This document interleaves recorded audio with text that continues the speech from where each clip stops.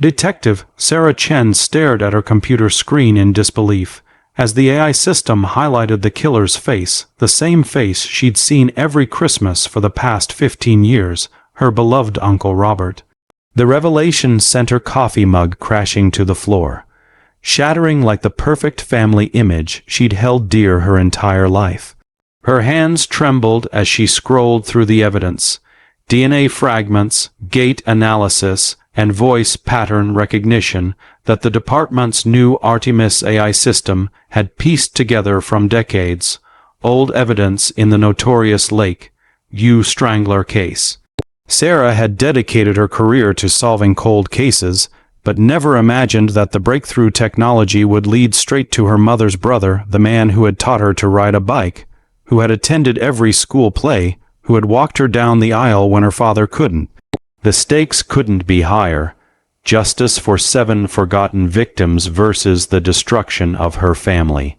As the only person who knew what ARTEMIS had discovered, she faced an impossible choice: pursue the truth and tear apart everyone she loved, or bury the evidence and betray everything she stood for. The question burned through her mind like wildfire: how could the man who had shown her nothing but kindness be responsible for such calculated brutality? The ARTEMIS system had been controversial from the start. Critics called it invasive, a technological overreach that threatened privacy. Supporters pointed to its potential to solve the unsolvable. Sarah had been among its strongest advocates in the department, volunteering her cold case files as test subjects for the AI analytical capabilities. The system combined advanced facial recognition with DNA phenotyping, behavioral analysis, and a neural network trained on thousands of solved cases to identify patterns human investigators might miss. Sarah's partner, Detective Marcus Washington, noticed her distress from across the room. "Chen, you look like you've seen a ghost." He approached her desk, concern etched across his features. Sarah quickly minimized the screen, her heart pounding. "It's nothing," she lied, just surprised by some results. Marcus raised an eyebrow but didn't press further. They'd been partners for 6 years, and he knew when to give her space. What he didn't know was that she was now harboring information that could solve the department's most infamous cold case, and that she was considering burying it forever. That night, Sarah drove to her childhood home where her mother still lived. The familiar scent of jasmine tea filled the kitchen as her mother prepared dinner, humming softly. Photos of Uncle Robert smiled down from the walls: Robert at Sarah's graduation, Robert holding Sarah's newborn daughter, Robert with his arm around Sarah's mother. "You're quiet tonight," her mother observed, placing a gentle hand on Sarah's shoulder. "Work troubles?" Sarah nodded, unable to form words around the lump in her throat. How could she tell this woman that her brother, her only living family besides Sarah, was a monster? The next morning, Sarah requested access to the original evidence from the Lakeview Strangler cases.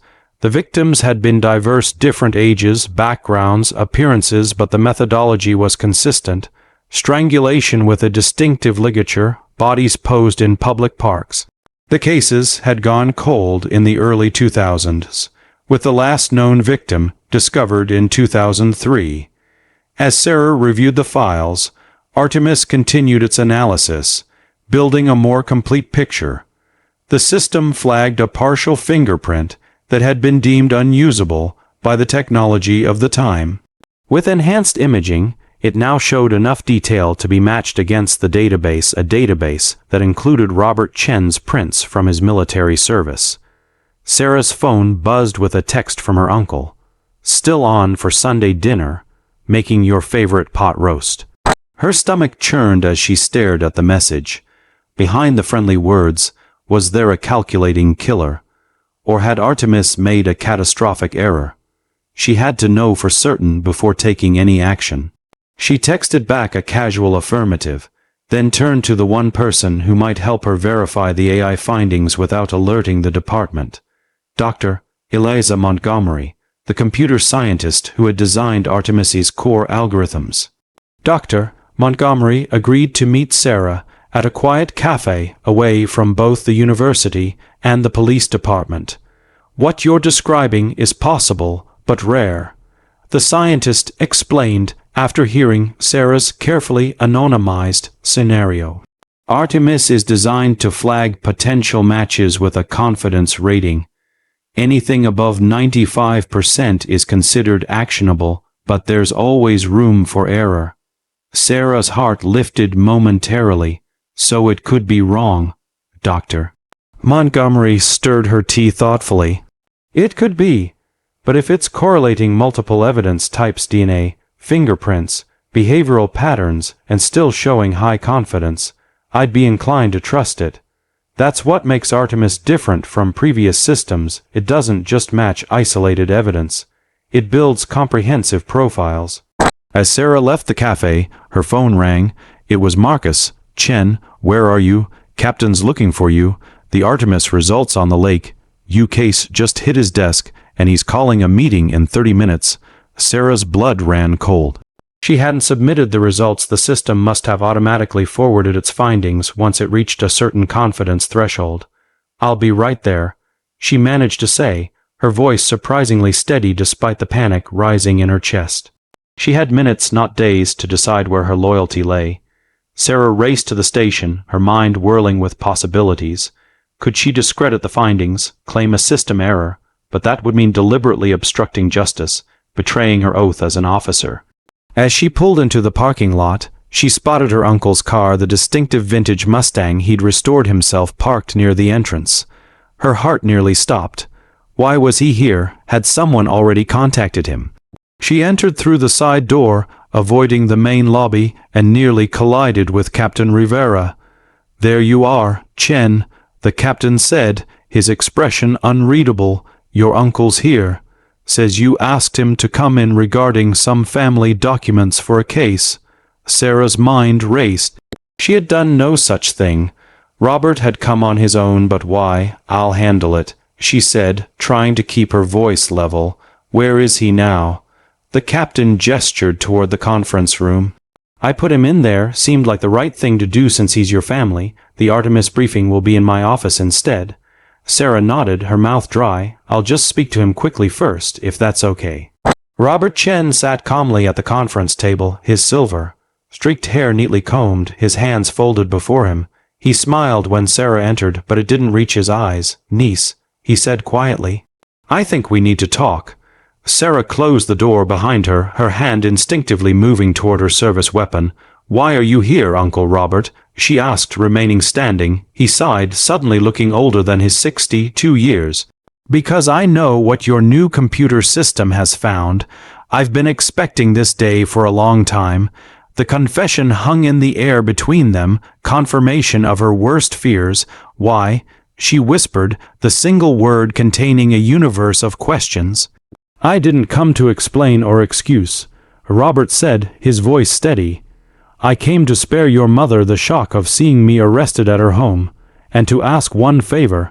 Let me tell her myself in my own words, before they take me away." Tears filled Sarah's eyes as she looked at this man she had loved her entire life, now revealed as someone else entirely. "How could you live with us, love us, all while knowing what you'd done?" Robert's composure cracked slightly. "Compartmentalization is a powerful thing, Sarah. The man who loved you and your mother was real. So was the other one. I've lived with both for decades." A knock at the door interrupted them. Marcus poked his head in. "Chen, captain's waiting. Everyone's assembled." Sarah nodded, wiping her eyes quickly. "I'll be right there." When Marcus withdrew, she turned back to her uncle. "I can't give you what you're asking. I'm an officer of the law." Robert nodded, resignation in his eyes. "I understand. You always were righteous, even as a child. Your mother will be proud of you once the shock wears off." Sarah moved to the door, her hand on the knob. "For what it's worth." Robert added softly, "Not a day has gone by that I haven't regretted what I did. The man who committed those crimes, I don't recognize him anymore." The ARTEMIS briefing was surreal. Sarah sat silently as the AI specialist walked the team through the evidence, the matches, the conclusions. Captain Rivera announced that they would bring in the suspect immediately for questioning. No one in the room knew that the suspect was sitting one door away, or that Detective Chen had already confirmed his guilt. When the captain asked if anyone had questions, Sarah finally spoke. "I need to recuse myself from this case," she said, her voice steady despite the turmoil inside. "The suspect is my uncle." The room fell silent, all eyes turning to her in shock. What followed was a blur. Robert's formal arrest, her mother's devastating phone call, the media frenzy when news broke that ARTEMIS had identified the Lakeview Strangler and that he was related to one of the investigating officers. Sarah took emergency leave, moving her mother into her own home to shield her from reporters camped outside her door.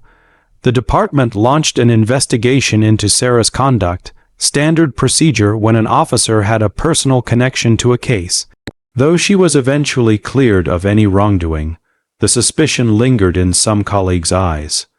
3 months later, Robert Chen pleaded guilty to all charges, sparing the victims' families the trauma of a trial. Before being sentenced to 7 consecutive life terms, he was permitted a supervised visit with Sarah and her mother. The meeting was brief, painful, necessary. "I'm sorry I brought this darkness into your lives," he told them. "But I'm not sorry it's over." Those families deserved closure. Sarah's mother, who had barely spoken since the arrest, finally asked the question that had haunted her. "Did I miss something? Should I have known?" Robert shook his head. "I made sure you couldn't know. That was my one act of love in the midst of all this, protecting you from who I really was." As difficult as the revelation had been, it brought unexpected healing to the victims' families. Sarah attended a memorial service where relatives of all 7 victims gathered to acknowledge the closure ARTEMIS had brought them. A woman approached her afterward, the daughter of the first victim, now older than her mother had been when she died. "Thank you," she said simply, embracing Sarah. "For 23 years I've imagined the killer still out there, living freely while my mother was gone, knowing he's facing justice. It doesn't bring her back, but it means something." The ARTEMIS system became national news, with police departments across the country implementing similar technology. Sarah was asked to consult on these implementations, sharing her unique perspective on both the power and the personal cost of such revelations. She spoke candidly about the moral complexity, the human impact behind the clinical case files. "Technology can find the truth," she often said in these consultations, "but humans have to reckon with it." 1 year after Robert's arrest, Sarah returned to active duty. Her first day back, Captain Rivera called her into his office. "There's something you should see," he said, sliding a folder across his desk. Inside was a report on another cold case, a series of unsolved disappearances from the 1990s. ARTEMIS had found a pattern no human investigator had noticed. All 5 victims had connections to a now-defunct psychiatric hospital. "The system is suggesting we look at former staff members," the captain explained. "I thought you might want to lead this one. No family connections this time, I checked." Sarah hesitated only briefly before taking the folder. The pain of the past year had changed her, but it hadn't diminished her belief in justice. If anything, experiencing the closure it brought to victims' families had strengthened her resolve. "I'll start today," she said, standing straighter than she had in months. As she left the captain's office, she passed the wall where the department displayed photos of solved cases. Among them now was the Lakeview Strangler file, marked closed after 20 years. Sarah touched the folder briefly, acknowledging both the loss and the truth it represented. That evening, Sarah visited the memorial garden that had been created to honor the Lakeview victims. She placed 7 white roses beside the plaque bearing their names. A young officer she didn't recognize approached hesitantly. "Detective Chen, I hope I'm not intruding, but I wanted to tell you your case is why I applied to the cold case unit. The courage it took to pursue the truth even when it hurt. That's the kind of officer I want to be." Sarah smiled, genuinely touched. "The truth is worth it," she said simply, "even when it breaks your heart." As Sarah drove home, She reflected on how technology had forced a reckoning with a past that might otherwise have remained buried. ARTEMIS had brought pain, yes, but also healing for the victims' families, for the community, and ultimately for Sarah herself. The AI hadn't just solved a case, it had revealed a deeper truth about human nature, that we can never fully know those we love, but we can choose how we respond when their secrets come to light. If this story moved you, if you believe in the power of truth to heal even the deepest wounds, share it with others who might need to hear this message. Every day, real detectives and new technologies are working together to bring closure to families who have waited decades for answers. Some mysteries can be solved, even after hope seems lost, and in that resolution, however painful, lies the possibility of moving forward.